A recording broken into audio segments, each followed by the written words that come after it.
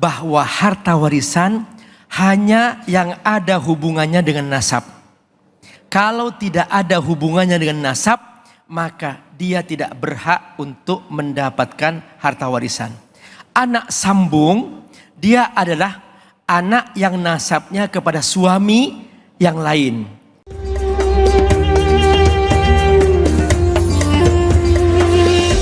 A'udzubillahi minasyaitonirrajim. Bismillahirrahmanirrahim. Assalamualaikum warahmatullahi wabarakatuh.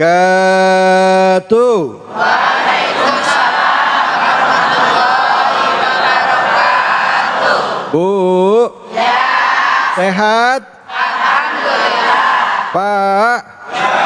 Sehat? Alhamdulillah. Alhamdulillah, puja dan puji kita panjatkan atas kehadirat Allah Subhanahu wa taala. Tidak lupa kita berikan salawat dan salam kita kepada junjungan kita manusia yang mulia, Nabi besar Muhammad sallallahu alaihi wasallam beserta keluarga, sahabat dan umatnya yang setia hingga akhir zaman.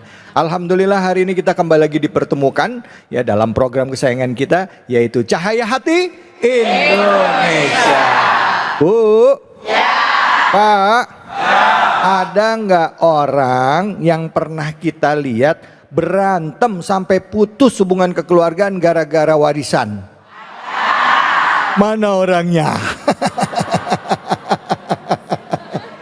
Gara-gara harta warisan yang tadinya adik kakak hubungannya baik jadi nggak baik-baik. Ada yang begitu ada? Mana orangnya? Gara-gara yang tadinya sebuah pernikahan yang baik begitu bercerai, ribut gara-gara harta gonogini. Ada yang begitu ada? Mana orangnya? Kenceng banget ngomong adanya ada. Harta itu seharusnya memberikan keberkahan buat kita semua. Bahkan kalaupun sampai ada hal-hal yang tidak diinginkan terjadi, tetap ada aturannya di dalam Islam. Termasuk juga harta yang namanya harta warisan. Nah, jangan sampai gara-gara harta warisan putus hubungan kakak sama adik. Karena yang namanya hubungan pernikahan mungkin ada istilah namanya mantan suami, mantan istri. Betul apa betul? Ada nggak istilahnya mantan adik gua? Mantan kakak gua ada nggak? Nggak ada. Yang namanya hubungan darah tetap kental. Nah, kali ini kita akan bahas lebih dalam. Yang tentunya yang akan jadi rujukan adalah surah An-Nisa, ayatnya yang pertama di segmen pertama ini ayat 1 hingga ayat 3. Bersama dengan guru kita sudah hadir guru kita Al-Ustadz Al-Mukarram Abi Amir Faisal. Untuk itu kepada Abi Amir kami silakan Abi. Fadhol. Terima kasih Bang David. Assalamualaikum warahmatullahi wabarakatuh. Waalaikumsalam warahmatullahi wabarakatuh. Alhamdulillah. Wassalatu wassalamu ala rasulillah wa ala alihi wa sahbihi wa mawala. Ashhadu an la ilaha illallah wahdahu la syarika lah. Wa ashhadu anna Muhammadan abduhu wa rasuluh. Allahumma salli ala sayyidina Muhammad wa ala alihi wa sahbihi ajma'in wa ba'du. Bu, sehat? Alhamdulillah.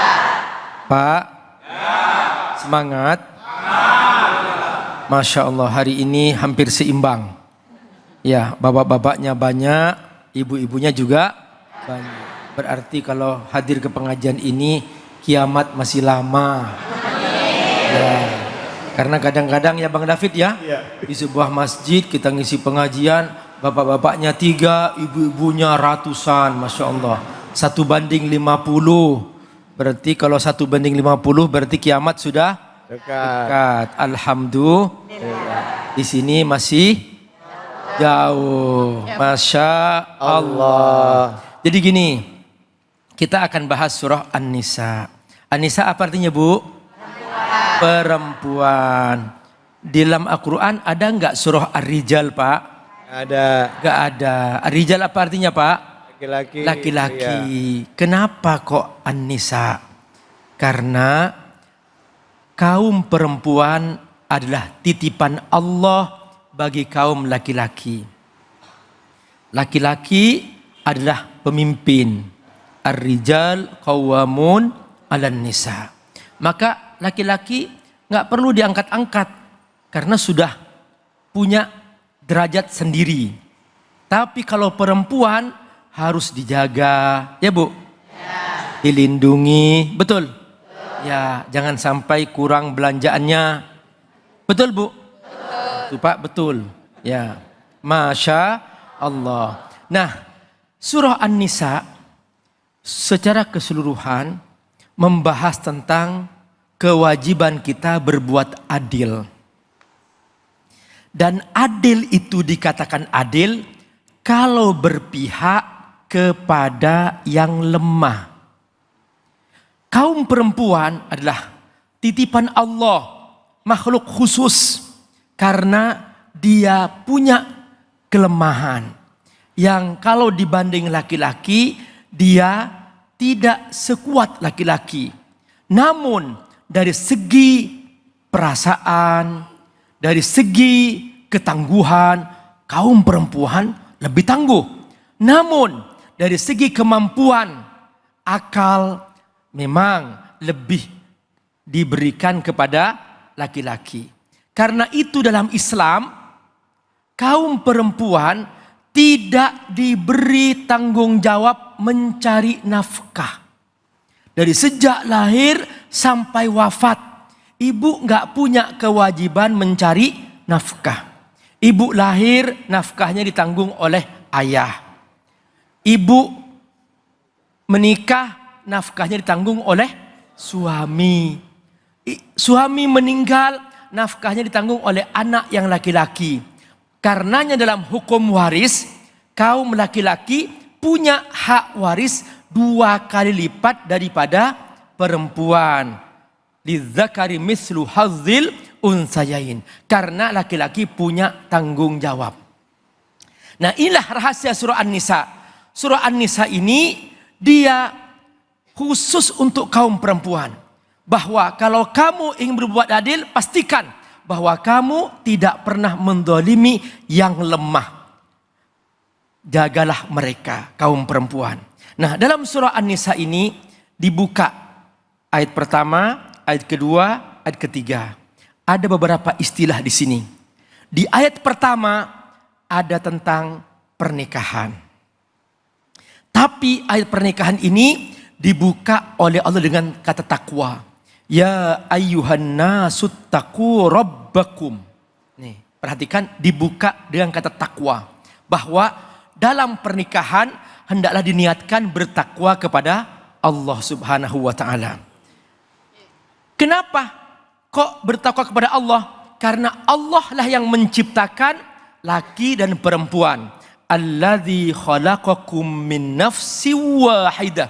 Asalnya Allah menciptakan satu jiwa, yaitu Nabi Adam alaihissalam. Ini maksud ayat min nafsi wahidah. Dari Nabi Adam kemudian Allah ambil sebagian tulang rusuknya dijadikan ibunda Hawa. Wa khalaqa minha zaujaha. Maka berpasang-pasangan inilah kemudian yang menyebabkan timbulnya keturunan-keturunan. Wa bassa minhuma rijalan katsira wa nisaa. Dan keturunan ini bisa berupa laki-laki, bisa perempuan. Rijalan katsira wa nisaa. Nah, dalam konteks ini bertakwalah kepada Allah. Wattaqullah. Kenapa? Karena nanti di hari kiamat kita akan dimintai pertanggungjawaban oleh Allah Subhanahu wa taala. Jangan sampai suami mendolimi istri. Jangan sampai ayah ibu mendolimi anak. Jangan sampai istri mendolimi suami. Wattaqullah allazi tasaaluna bihi wal arham. Kenapa? Karena kita semua nanti akan dihisap oleh Allah Subhanahu wa taala. Kita masih bisa kadang-kadang menipu makhluk. Tapi kalau Allah nggak mungkin bisa ditipu. Innallaha kana alaikum raqiba. Innallaha kana alaikum raqiba. Raqib artinya Allah mengontrol, memantau, melihat apa yang telah kita kerjakan selama ini. Apakah ada kezaliman, apakah ada penyiksaan, semua itu ada hukumannya di alam akhirat nanti. Namun dalam pernikahan kadang terjadi sebuah musibah. Tiba-tiba sang suami meninggal dunia. Di sini ada konteks yang namanya anak yatim. Dan seringkali dulu di zaman orang Arab dahulu, mereka kalau ada anak yatim suka dizolimi. Terutama kalau anak yatimnya kaya, anak yatim diambil, hartanya dikuasai. Lalu dia bersenang-senang dengan harta anak yatim. Setelah itu kadang-kadang dia suka menikahi anak yatim, tidak diberi mahar. Makanya khusus untuk anak yatim, Allah beri peringatan. Wa atul yatama amwalahum. Kata Allah, ingat, harta anak yatim jangan kamu kuasai, berikan kepada mereka. Yatim ini Bu, Pak, yatim dikatakan yatim selama belum baligh. Kalau sudah baligh, dia bukan yatim lagi. Tahta sinil bulu, begitu tafsirnya. Nah, makanya mereka selama belum baligh, berikan harta mereka. Wala tatabaddul khabitha bit-thayyib. Dulu kebiasaan orang Arab, kalau punya anak yatim, yang baik-baik diambil, yang buruk-buruk dikasih ke anak yatimnya. Yang baik dikatakan at-thayyib, yang buruk dikatakan al-khabith. Kata Allah, wala tatabaddul khabitha bit-thayyib. Jangan kamu tukar. Kamu ambil yang baik, kamu kasih ke anak yatim yang buruk. Lalu kemudian ada juga orang Arab dulu, mereka mencampur aduk yang enak-enak dimakan untuk yang menanggung anak yatim. Tapi anak yatim dikasih yang buruk-buruk. Wala ta'kulu amwalahum ila amwalikum. Jangan kau campur aduk. Pisahkan harta anak yatim, harta harta kamu, kata Allah. Innahu kana huban kabira. Kalau kau melakukan itu dosa besar. Setelah itu ada kejadian. Banyak orang Arab dahulu, mereka menikahi anak yatim dan tidak diberi mahar. Makanya Allah memberikan nasihat. Untuk konteks anak yatim ini, kamu jangan main-main. Memang Allah Subhanahu wa taala memberikan peringatan di sini bahwa wa in khiftum alla tuqsitu fil yatama fankihu ma tabalakum minan nisa'i masna wa thulatha wa ruba. Kata Allah, kalau kamu ingin berbuat adil, kamu tidak takut zalim, silahkan kau menikahi dengan mereka. Anak yatim silahkan, tapi jangan dizalimi. Tapi kalau kamu mau berbuat zalim, jangan coba-coba menikahi mereka. Silahkan kamu menikahi yang lain saja. Dari perempuan yang lain saja. Terserah, mau 2, 3, 4. Tapi kata Allah, ingat, judul utama surah An-Nisa tentang berbuat adil. Makanya ayat tentang poligami ada hubungannya dengan masalah berbuat adil. Fa in khiftum alla ta'dilu fawahidah. Kalau kamu tidak mampu berbuat adil, jangan menikah banyak, cukup satu saja, kata Allah. Au ma malakat aimanukum, atau kamu cukup satu dari hamba sahaya kamu yang kamu punya. Dzalika adna alla ta'ulu. Itu cara supaya kamu tidak berbuat zalim. Jadi intinya, Pak, halo. Pak, jangan yang diingat poligaminya. Yang dipikir poligaminya melulu. Ingat, adilnya bisa enggak? Kalau tidak bisa berbuat adil, dan kalau dengan poligami akan berbuat zalim, jangan coba-coba poligami. Kok di sini yang nyaring? Bapak? Oh, diem aja. Masya Allah. Semoga Allah berkahi. Baik, alhamdulillah. Terima kasih banyak Ibu. Pak. Begitu masuk ayat ketiga, ibu-ibu langsung lihat ini ngomongnya apa nih Abi nih. Jadi konteksnya tadi adalah bicara mengenai ya berbuat adil ya, bahkan tidak boleh kita mengambil harta anak yatim ya, saking khawatir ini, saking tingginya kehati-hatian, jangan sampai. Tapi kalau kamu memang mau nikahin ya, kamu nggak sanggup berlaku adil, kata Allah, cukup satu aja gitu ya Bu. Senyum dia, kok cukup satu aja gitu dong ngomongnya. Yang mau nanya siapa nih, angkat tangannya, silakan.